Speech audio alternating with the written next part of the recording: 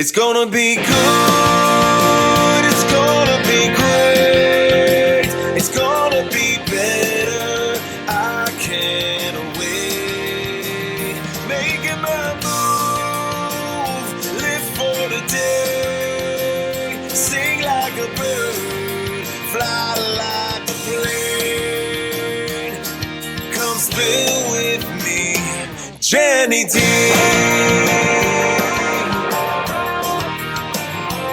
Jenny D.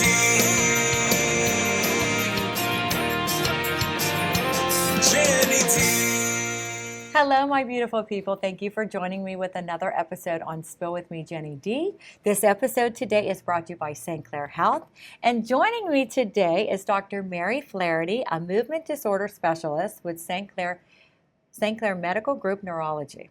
We're talking about movement disorders like tremors and Parkinson's disease, what patients should know, and how personalized ongoing care can make a meaningful difference. So I'm really excited to talk to you.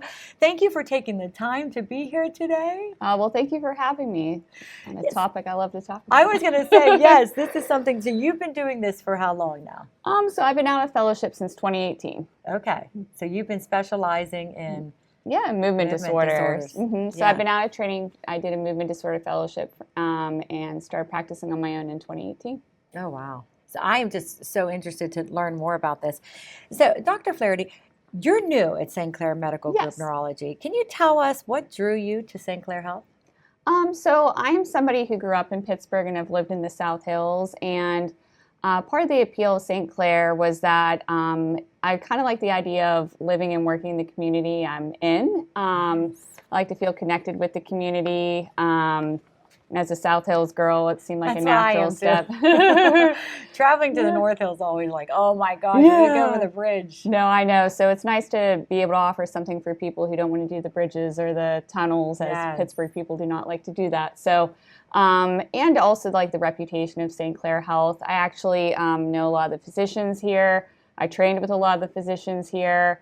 And it's a small kind of community in neurology, so we all keep in touch. So it was a really great opportunity to be able to come back here and work with some of the people I've trained with and kind of be almost close to my backyard. Right. It's so true. And this is a community hospital. And that's why I go here too, because I love the personal care that you get here. So I'm so glad you're here. Oh, thank you. So what do you want patients in the community to know about your approach to care?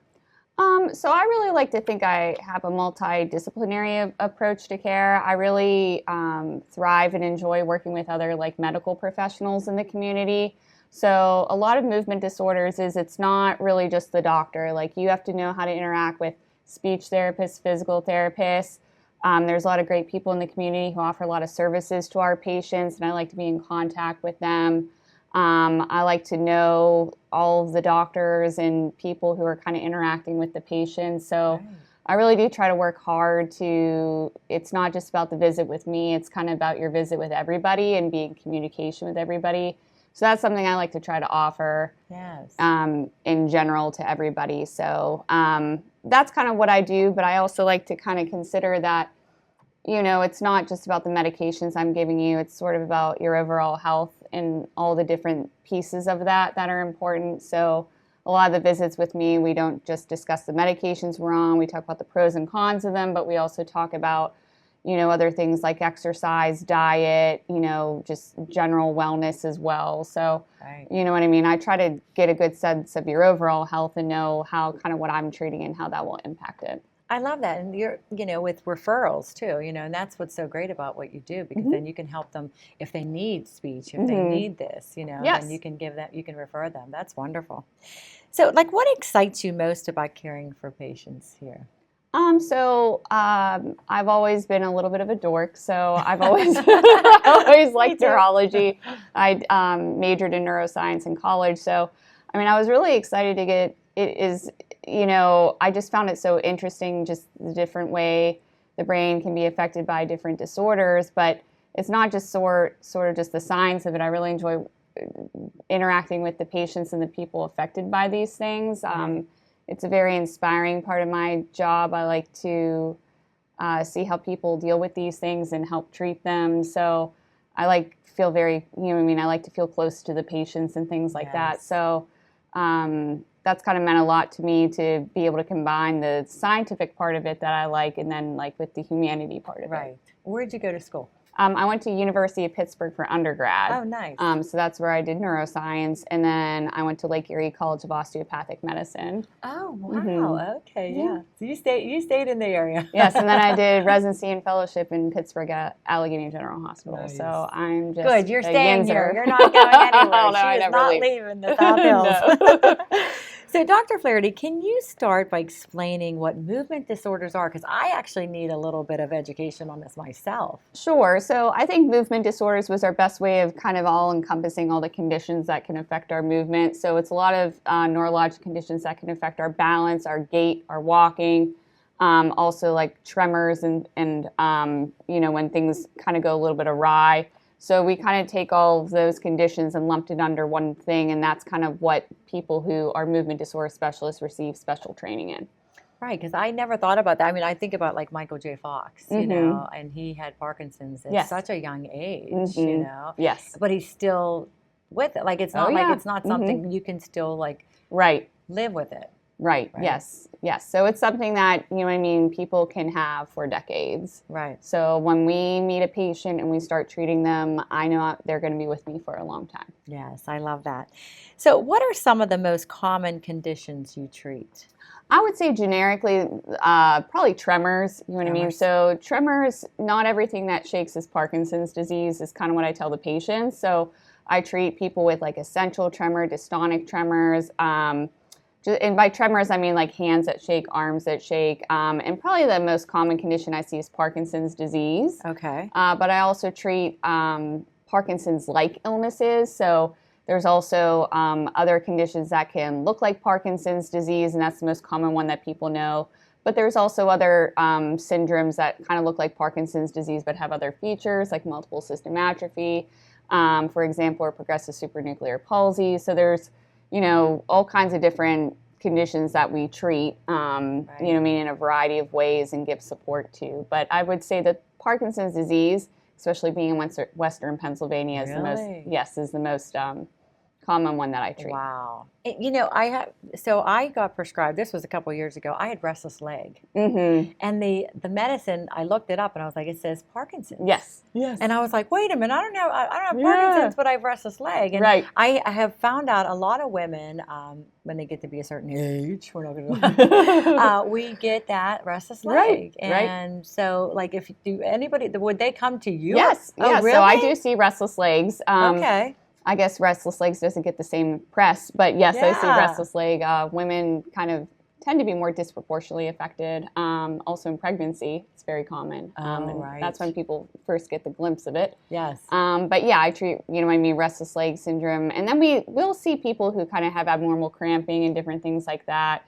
And in general, anybody who kind of has balance issues, we're kind of a good resource to figure out kind of what's the cause of it. It's not always a primary neurologic condition, but sometimes you need someone who's kind of an expert in those things to sort that out for you. Right, yeah. I mean, you can't diagnose yourself and Google it. You need to go see a professional because they have seen it all, So how can someone tell the difference between something like a normal tremor and something that should be evaluated? So I think it can be a little bit hard because if you go on the computer and you write my handshake or tremor, it's going to immediately show you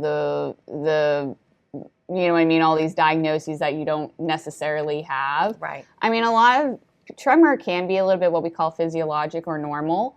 Some people with caffeine or certain cough and cold medicines can get it. Your hands get shaky or you didn't eat, you know what I mean? Yeah. Type of thing. But for something that is like recurring, happening over and over, could definitely be a reason to get checked out, or somebody who notices that it's starting to impact their activities of daily living.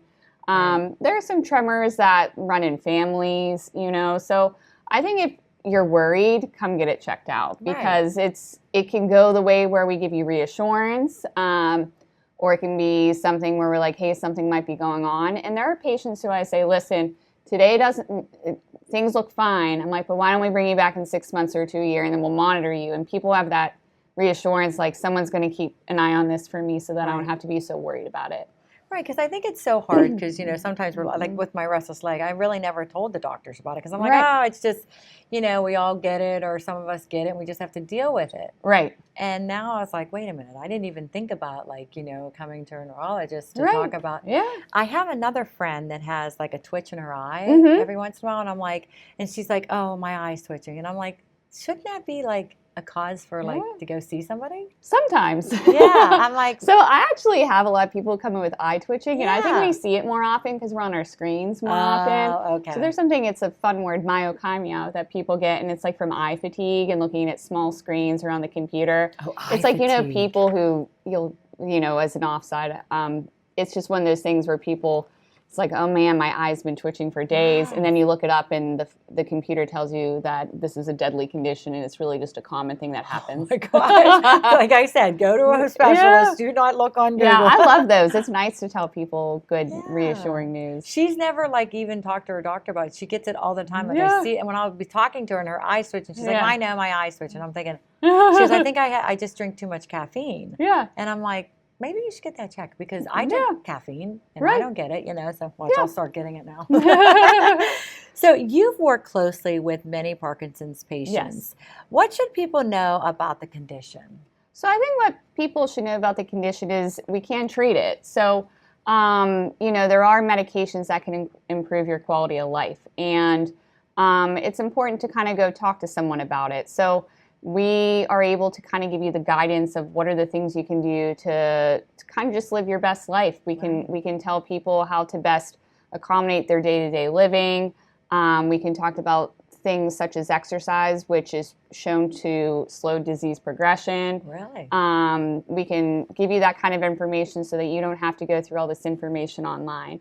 I mean, people, you know what I mean? I think sometimes in the past, especially, they'll say, oh, well, my dad had a tremor because he was old. I'm like, you don't know, like something was going on. You know what I mean? But so I think it's always worthwhile to find out what you can do because, our goal is always to support you in your day-to-day life and help you as best as we can. Right. And is Parkinson's, is everybody different with Yes. Yes. So okay. Parkinson's disease, everybody is different. There's Okay. different presentations. Some people come in with a lot of tremor. Some people barely have any tremor and they have a lot of walking difficulty. So it can look different in different people. But again, it's all a very similar disease process. Right. You know what I mean? Obviously, there's a lot we don't know and the science isn't there yet. But we are here to tell you what we do know and we stay up to date on it. And then we can kind of provide you with the best information at the time. And I actually think that's important because there's a lot of misinformation out there. Over the years, I've had patients come to me with kind of really wild theories online and things that they're told to do. And people can spend a lot of money. They can actually hurt themselves. So I think going to a trusted medical professional is important to kind of get good information, or at least the best information that we have available. Right, because I know some places have neuropathy. Yes. I don't know if that helps. Those neuropathy treatment centers, yes. Yeah. I always say if there's one person who says they can cure something that 10 other people can't, that should always just be a little bit of a red flag. Right. Yeah. It's like, come on, and especially, if people are, trusting in them and like you said, Right. spending all this money out of pocket for, Right. something that they can go to a specialist. Oh, I think we already answered, but how does Parkinson's typically progress? How do you support patients through their journey? Because you said, it's different for everyone. So in the beginning, people will have tremor, but as it progresses, people can have more substantial balance problems, gait problems. Some people can develop some thinking issues and kind of cognitive changes. So what I kind of pride myself on is I like to be there from the beginning and then kind of support people through every phase of their illness. And sometimes that involves a lot of medications, you know what I mean? So really titrating medications up or down. It can involve referring people for advanced treatment therapies. You know what I mean? There's brain surgery, there's different modalities such as that. You know what I mean? Now they've come out with new pumps and different things. So doing all those treatments, but then there's the part where you know what I mean, when people might have more memory problems or a lot more difficulty walking, then we talk about ways to support people in that phase. Right. And I also like to really involve caregivers because, caregivers are, we like to talk about a lot of neurologic diseases. They are family diseases. So everybody in that person's life can be affected. So I like to try to offer caregiver support and things like that and offer whatever I can. And again, there's the Western Pennsylvania Parkinson's Foundation in the area offers really great like caregiver resources, patient resources. There's a lot of free resources, and there's a lot of things we can like offer to people. There's exercises, classes all over the area. So there's just a lot that as you're in your different phases, you don't have to be fully ambulatory to benefit from some of the things that we have to offer. Oh my God, I love that. See, I just learned that. I didn't even know there was free services out there for them too. Yes, so the foundations can have a lot of free services. A lot of really great people offer their time. And it doesn't, even if you can't drive, they have online support classes. They have online exercise groups for patients who have trouble getting in and out of the car. That's amazing. So we're really lucky kind of in our area that there's such a great support for our patients. Yes, we are. And do you find that there's more women or more men that get Parkinson's? More men, More traditionally more men in general, and there's a lot of theories behind that, which are not all proven or... Yeah, right, yeah. We all have our ideas. I but know. Yeah. What does it mean to you to build a long-term relationship with your patients? So that's like the part of doctoring I like the most, and maybe that's part of the reason why I liked movement disorders is because I get to be with my patients for a long time. So it is really important to kind of have mutual trust and understanding of one another. So, I mean, that's kind of one of the things I like the most, you know what I mean? And I just really kind of enjoy knowing these people, you know what I mean? And patients will tell you they know like a lot about my kids, like stuff. Right. We don't, you know what I mean? But it's just sort of like talking to each other as people too. It's personal care, right? You feel like your doctor's your friend, not you're going to walk in and be intimidated. Like, I feel so stupid if I say, "Hey, I have this tremor, but it only comes and goes." Like, am I here wasting your time? I think that was always my biggest. Thing. I was like, I don't want to waste a doctor's time. I don't want to like come up with this, and they think I'm like, okay, she's like going crazy. No, neurologists have heard it all. So. that's what I was thinking too. Yes. So you take multiple disciplinary? Multidisciplinary. I just sort of mean, you know what I mean? I've worked with treatment. So I've worked with speech therapists directly. I've worked with physical therapists. I've learned, and they've taught me a lot about the kind of the services they offer so that I can better educate the patients. So, the more people that I'm in direct contact with regarding the patient care, the better. Yeah, that's so true because there's other people out there that can help you. You go to the neurologist and you get, the diagnosis and then you know where to put them so that they're not like wasting their time or wasting your time. How do physical and speech therapists play a role in treatment? So the physical therapists, it's not just strengthening. They really teach patients how to overcome some of the issues they have with their balance. So patients with Parkinson's disease get something called freezing of gait. It's like your feet just won't go. And there's a lot of strategies that the physical therapist can teach you. They can teach people safe ways to try to fall. They can teach people the exercises to do when they're not in therapy. So the physical therapist does a really great job of like, okay, your insurance will pay for this much, but I'm going to give you a plan that you're going to do while you're not here to keep you well as long as possible. And then the speech therapist is really involved because patients with Parkinson's disease can get soft voices, and it's related to kind of weakness in their swallowing muscles. And we can almost help delay swallowing problems by teaching people vocal exercises. So the speech therapist will kind of do exercises that are kind of like singing and different things like that. And so it makes it safer for people to eat and those sort of things. And they also work on cognitive exercises to help keep our brain sharp. So I've been lucky enough to work with really great therapists over the years, and I've gotten to learn a lot. But with involving all these different people, the doctor is not going to, in the office, teach you the speech therapy exercises. The doctor can't do the physical therapy. So, when you have these people involved, you could help people live well longer. Yes, and I love the idea that they can come to you and you can direct them in the right people, because that's the thing. Once you leave your office, some places they may be like, oh, you're on your own. Like, I don't have any help for you. And that's what people are looking for. Like, what do I do next? Who do I see? Like, who do you refer? And I love that you just said that too about like saying, about the insurance, because I think a lot of people too are hesitant to go because maybe their insurance is not going to cover it. Or And for patients where physical therapy is cost prohibitive, that's where we can utilize some of the exercise programs in the community because they're doing important work, and they got certifications in different Parkinson's type exercises. I mean, we have boxing programs, there's yoga, cardio drumming, all kinds of different fun. There's a ballet class. So, yeah, there's all kinds of really great stuff out there. There's a singing group. So, you know what I mean? Patients can utilize those, and that can be cheaper than a copay for physical therapy. And then some of it's even free or low cost. So, if someone, unfortunately, I always tell patients, we live in the real world. Of course, I want you to go to physical therapy. If it were up to me, patients would go to physical therapy all year. But because we live in where we are and, the times that we live in, that's not the option for right now. So trying to come up with a game plan that works for someone's individual situation is kind of what I try to do. Yeah, you have to customize it, right? With every patient, everybody's going to be different. So why is it so important to connect patients with the community resources? I mean, I think you kind of said it. Yeah, it's important just to give people better access to help.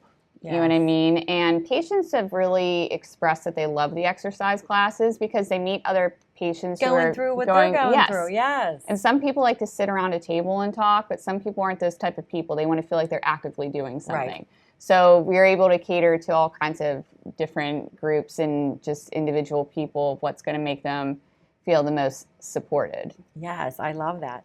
When should someone consider seeing a specialist? I always consider when you're nervous. I mean, if you're thinking about it or nervous about it, go to somebody because, I mean, patients know when things aren't right. You know what I mean? You know your body. And you know your body. And it's also for me, sometimes I'll say, you know your body and I do think something's wrong, or I'll say, you're just noticing something that other people go through. But it's nice to have, and I try to be the objective person in the equation of like what your mind thinks is going on and what's actually happening. I try to be like, well, this is what I'm observing. And so I think people should, you know what I mean, go if they're worried, because otherwise it just stays on your mind. So I think it's worthwhile to see a specialist just because, you know what I mean, you always want to go get expert care and not get misled. And I think a lot of times too, like as we age, we're thinking, my memory loss or this or whatever. It's just because I'm getting older. Right. But like you said, it could be hereditary. It could be something that you were getting years ago and never got treated for it. But that's something that I feel like I'm learning so much about this, What symptoms should people not ignore? I mean, I would say that anytime you notice that you're starting to fall more and your balance seems off, I mean, if there were things that you could do easily before that are more of a challenge, that can be a sign that something's wrong. And a lot of times I've noticed that patients aren't as bothered by certain things, but like, daughters, sons, wives, they notice and they'll be like, well, she notices it and I don't. But they've lived with you too, and they know when things are off. So I think that level of concern from other people can also be a reason to kind of come get evaluated. Right. And then, you see them, they fall or they're alone and, they fall on their own and then, they, maybe they can't get up or maybe they're all bruised or they could injure themselves. So, you're better off getting to know what's going on with your body. And what would you say to someone who is hesitant to seek care? I'm sorry, repeat the question. What would you say to someone who is hesitant? I would say that, I mean, in general, we're here to help you. We're here to help you. No one's going to judge you for coming to get help. So there's no real barrier to come and seeking help. I would say that if it's something that you find yourself Googling, if it's something you are asking everybody at the gym if it's ever happened to them or whatever your situation is, and I mean, come see us. You know what I mean? We're used to seeing patients with a whole host of different problems, and we're kind of trained to pick up the problems. Yes, and I think, sometimes when I trip or I do that, I'm like, oh, I'm just clumsy. Right. But when you start having that repeatedly, you're like, okay, wait, there's something here. Right. To see that. Oh my gosh, I feel like I've learned so much. Is there something we didn't discuss that you would like to discuss? No, I would just say now at St. Clair Health, there's me and another doctor here, Dr. Goetson, and we are both trying to kind of build up a good movement disorder program here so that we can offer patients, good care in the community, because particularly with movement disorders, I mean, it is hard to drive into the city and far, so it's nice to have something close by. Yes, exactly. You know what I mean? And we kind of both have the opportunity to kind of start a new program here. She's newer. I'm older, so Right. Yeah. You're not older than me. I know it's It's funny to see. Yeah, it is when your medical students start to be attendings, and you're like, okay. So it's one of those things where that's nice because it's a younger doctor who just came out of training and someone who's been out there a little while. Yes. So you learn from each other, right? You And really I think it's going to be we're trying to really provide for the patients that are around here. Yeah, because it's changing all the time, Right. And there's different kind of medicine and different kind of things that are Right. out there, the research you're doing. Mhm. So Yeah. for, like you said, for everyone, it's going to be a different Right. diagnosis. So you've Right. got to get evaluated and get it all checked. Right. I have learned so much. I Oh. so appreciate your time today. Thank you for having me. I appreciate it. I just, every time I come to St. Clair Health, I learn so much about, as I'm aging, I'm like, wait a second, maybe I need to go. But like you said, don't feel hesitant to go. Right. Don't feel like it's a waste of time for you or a Right. waste of time for the doctor. You never know. Right. And that's why you're here. That's Right. why you do what you do, so that you can help other people. Right. So thank you. Oh, well, thank you. Movement disorder can feel overwhelming, but you don't have to navigate them alone. I mean, we have Dr. Mary Flaherty right here. With the right care support, patients can manage symptoms and improve their quality of life. To learn more about the movement disorder care or to schedule an appointment with Dr. Mary Flaherty at St. Clair Medical Group Neurology, visit stclair.org or call 412-942-6300. Thank you so much, and thank you, St. Clair, for sponsoring this episode. Thank you so much, everyone. Take care. Come spill with